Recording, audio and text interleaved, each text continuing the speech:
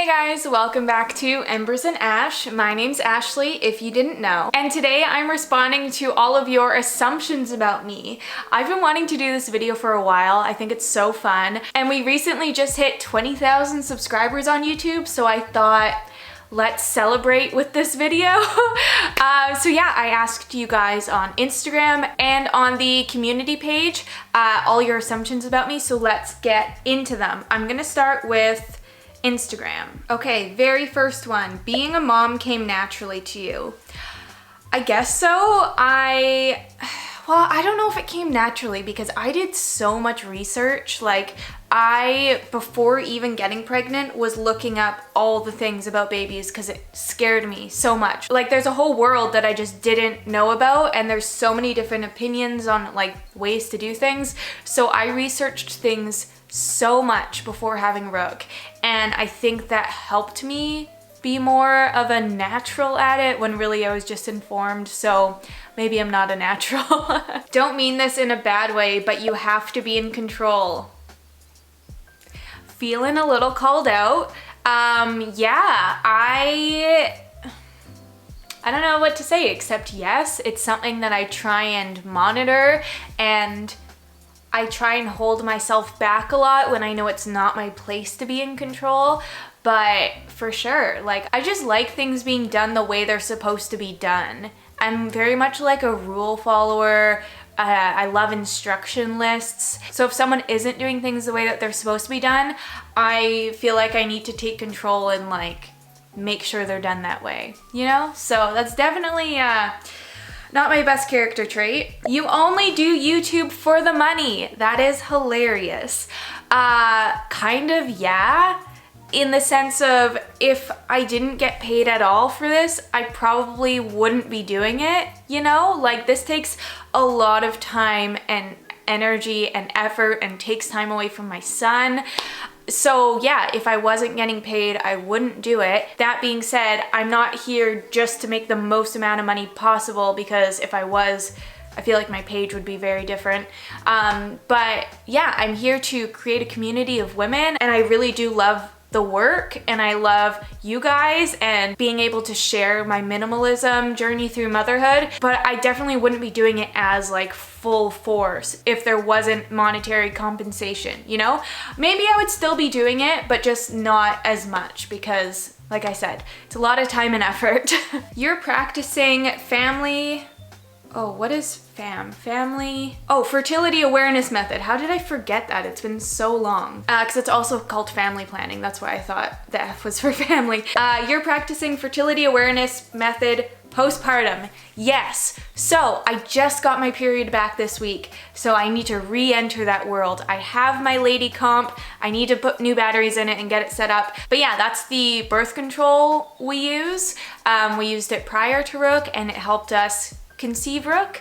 I have videos on that if you're interested, but I do not like putting hormones in my body. If you do that, that's fine. It's not for me. And I love that this method gives me so much insight on what my body's doing and doesn't change anything about me. You are an introvert.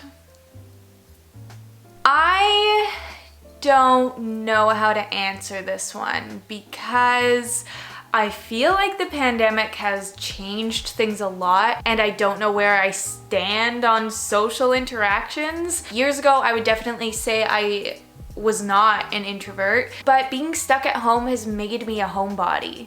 You know what? I think I would say no. I think I'm still an extrovert because I do get recharged by people. I don't get recharged by alone time. At the same time, I don't like big group events. I like small group events. And I also don't like new people. Like, I am not good at small talk, so I have a hard time meeting new people and like becoming friends with people, but then once we're friends, it's all good. Yeah, I don't think I'm an introvert. You have low self-esteem. Thank you for your honesty. No, like, I have moments like anyone does where I'm like, why is my body like that? Why isn't it like that? But I get over it pretty quick. I learned in high school to like look at my body from a third person perspective as a whole instead of like zooming in on little parts that bother me. And I found that when I look at myself as a whole, I feel a lot better than just focusing on those little imperfections. That being said, I have bad days, I have good days. It is what it is, but overall, I don't really have low self-esteem. You would like to live in an everyday spring weather country. Absolutely. Spring is by far the best season. There's arguments that fall is the best season, and I would say no, because it leads into winter, which is the worst. Spring is the best. It's just so revitalizing. It gives me so much energy. The flowers blooming, the buds on the trees. Like, if I could have spring every day, I would be so happy. But also, I don't want like summer every day, so I don't want to like move somewhere tropical, you know? You're a type A personality. No. To be honest, I don't really know what a type B personality is, but I know I'm not type A. Like, I'm not whatever this is. I'm not that. I don't know. I don't know enough about type A and type not A, but I feel like I'm not type A. You overthink everything.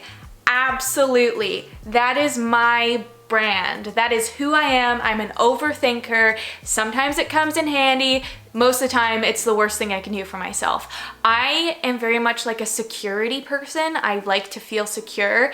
And to feel secure, often I think through every possibility of ways that things could go. But it can be very detrimental to my mental health. I've talked about that in a previous vlog, but if I can just let go and not overthink, I am a way happier person. But overthinking does also come in handy sometimes, you know, just not all the time. You never get mad. No. Everyone gets mad, right? Even people who seem to always be happy, that's a problem. Like, you should feel mad. Things should upset you, and you just need to have like proper management of that anger, but you should still be able to express your anger. I don't know, I get mad about things. You want to become a vegan? Not at all. I like meat. You occasionally smoke the ganja. No, I don't. I don't even know how you would do that with breastfeeding. Not something I've looked into, not something I'm interested in looking into. I have in the past, in my like teenage years, but I've quickly learned that not a fan. You don't like to get dressed up. Absolutely. Sometimes I get the desire to get dressed up, but then I do it and I realize that I'm not good at it and I get frustrated and I quit. I saw this TikTok the other week that was like, do you actually not like wearing makeup, or do you not know how to put it on? And I felt very called out because I don't know how to put it on. You wouldn't be a minimalist if you didn't live in a small space. Not true. I became a minimalist, or like started on my journey when I was living at my mom's house years ago. And like, for sure we're limited by our house, but things I'm looking forward to are a house that has a garage so we can store things in the garage, and empty closets. Like, I love the idea of a linen closet that has like one towel in it. I love empty space, and it's hard to get that in this house where we have limited storage. So yeah, no, minimalism is who I am in my core. It's not about my house. You don't get jealous easily. That's another one of those things that kind of comes and goes.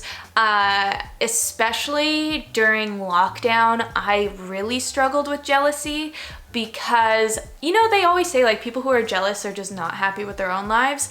And not to say I'm not happy with my own life, but I've been struggling a lot mentally in my life. And so when I see other people happy, it makes me jealous and frustrated, you know? So not a healthy mindset, but what can you do? Being a minimalist, you're very good with your money. Yes and no. Like, being a minimalist, I think, comes along with buying value. So sometimes that means buying more expensive things because they're gonna last longer. So in that sense, I don't save money because I'm not always trying to cheap out, but I do have like an impulsive nature to me. And so often I do just want to buy things because I want them now. And that's why I have Josh. Often I will run things by Josh and be like, is this a good idea? Should I buy this? And if he says no, then I know I shouldn't do it. But if he says yes, then absolutely I'm making a purchase. You played a lot of sports in high school. I played a lot of one sport in high school. I think I've mentioned before, I played varsity softball. I did 1 year of it in college. Yeah, softball was like all I ever did in high school. I don't know, it was fun, but then I grew out of it and I quit, so.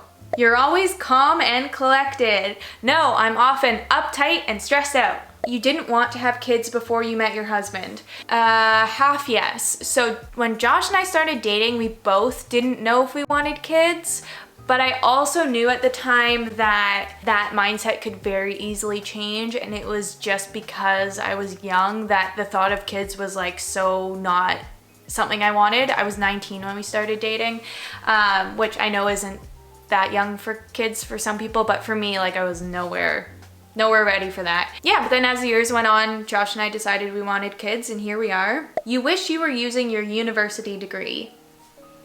Like, I don't wish that I was in the field that I studied right now, but I kind of wish that I had studied something else that I would have used. But how was I supposed to know that I wasn't going to use my degree? Something I do wish is that I was exposed to the workplace before finishing my schooling, because that would have changed my mind, and I got exposed to it at the very end and I was like, yikes.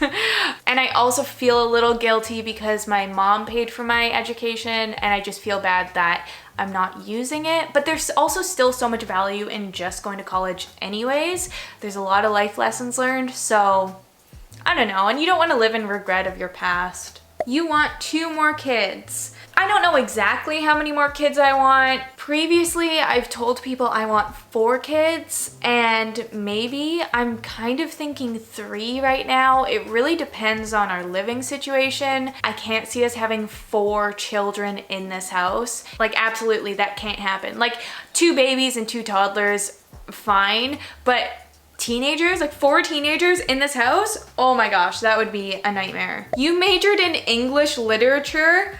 Not at all. English was always my worst subject. I am not good at words. I try and sound confident at words, but I'm not. The power of editing helps me a lot when I'm stumbling over my words and I can't form sentences. But yeah, English is like not my strong suit. You were quite a motivated student in school. Yes, I was not exceptionally smart, but I had very good like work ethic for school, and very, like I said, I like doing things by the book, so I could never cheap out on things. I could never BS an essay. I had to do it to the best of my ability, and so I got decent grades because I just put a lot of effort in. You identify as some sort of Christian, but you don't go to church. Yes.